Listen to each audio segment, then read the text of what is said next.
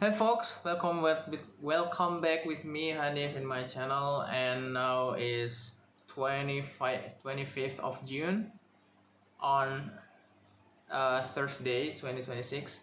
And then in this opportunity I would like to discuss about one of the greatest manga and or anime in history all over time, of all time, the greatest manga or anime, one of the greatest manga and or an anime of all time.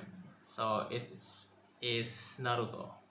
So back then when I was a little kid, when I was in elementary school, it's around 20s at 2000 ish, like 2001, 2005, and so on, until 2015 when I graduated from my high school.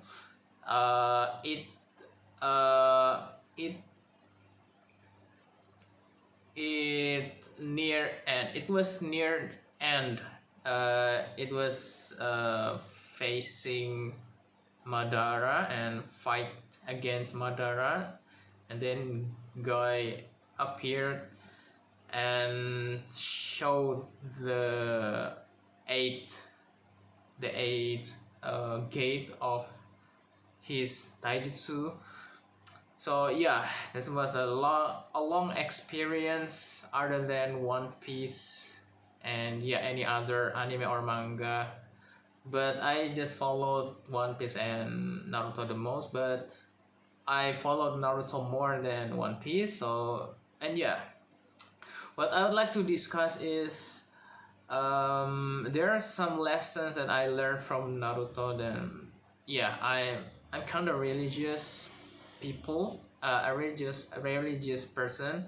I'm born Islamic, in an Islamic family, and my dad, my mom are really religious. My mom wear hijab, and my father always go with sunnah, and so do my mom. But the children, um, yeah, except me, I think kind. I'm not that religious compared to others, my siblings. And but at least I found some lesson that related to my religion, Islam. So what the first thing that I really like about Naruto is when Kisame died. So Kisame died because he is um, trying to protect what is matter his uh, to his what we call it, pride. And he is uh, he's a subordinate of an organization, or maybe he's a staff or kind of those things. And this person, Kisame, Hoshigaki Kisame, is very loyal to his organization Akatsuki, and he really protect and really have a high level of loyalty until he sacrificed his own soul, and he will to die. He is willing to die on his own, to protect the information that the Konoha was about to take from his mind. So to prevent that to be happened, and he suddenly bite his own tongue, and he activated jutsu, and a shard, maybe around 5 shards or more. And then he, no, first if I'm not mistaken, the first he sealed himself on in a water seal, and then he summoned some sharks to bite and kill himself. And then yeah, it's just to protect what is matter to him and his organization, because if he let the Konoha knows the information, it will be vital. The information is vital, can be the key of the key that let Konoha win the war against the Akatsuki later on. And then yeah, and what I learned from Kisame is uh, soul is not the most important thing in this world. So when I was kid, I always I I often think about what is the most important thing in this world, and I always put number one is our soul. Maybe our soul is much important than the other, like wealth, money, gold, and so on. But yeah, it changed my mind. But the soul is not the most important.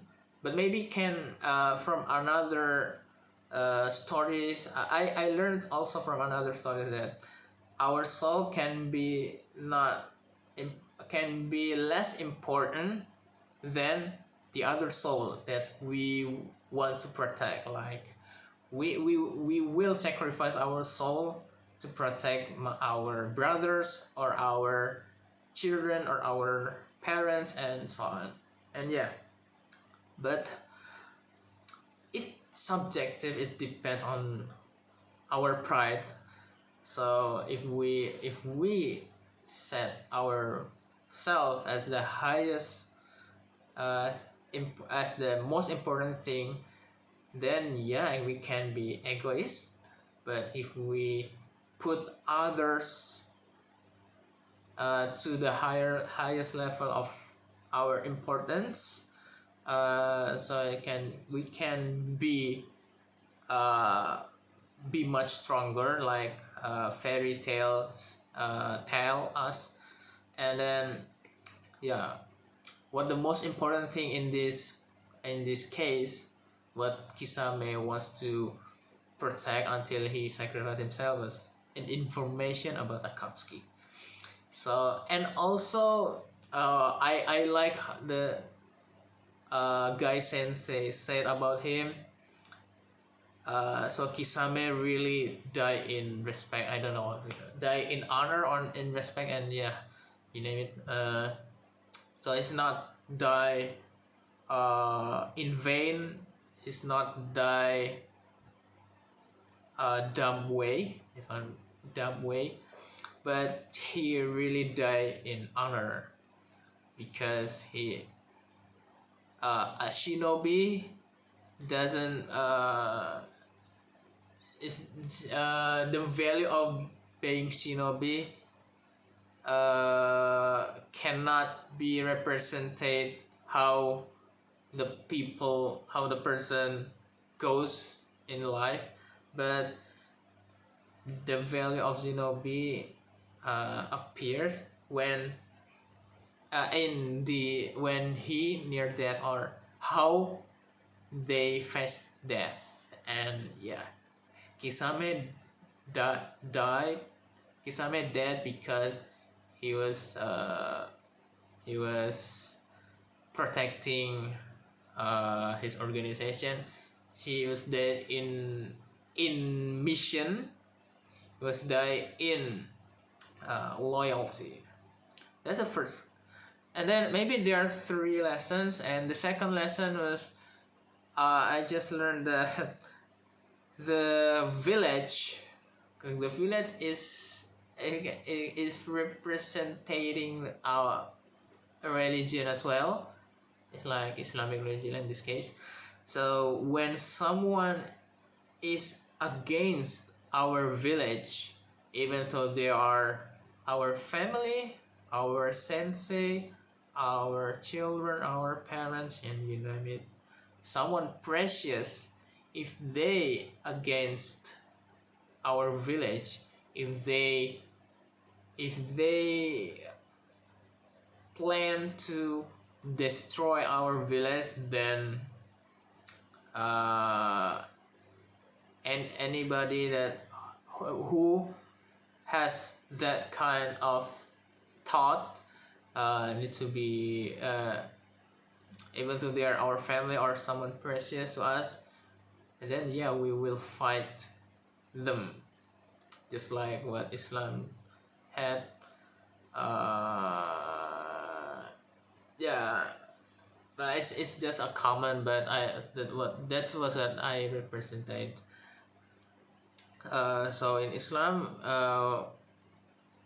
when